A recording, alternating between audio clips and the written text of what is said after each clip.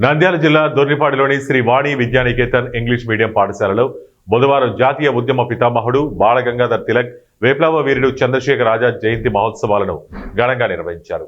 ఆళ్లగడ్డ అపుస్మా సంఘం అధ్యక్షుడు అమీర్ బాషా ఆధ్వర్యంలో వారి చిత్రపటాలకు పూలమాలలు వేసి నివాళులర్పించారు. దొర్నిపాడు మండల విద్యాశాఖ అధికారులు మనోహర్ రెడ్డి, రామచంద్రయ్య ముఖ్య అతిథులుగా పాల్గొని మాట్లాడుతూ స్వాతంత్ర పోరాటంలో తిలక్ చేసిన సేవలను కొనియాడారు.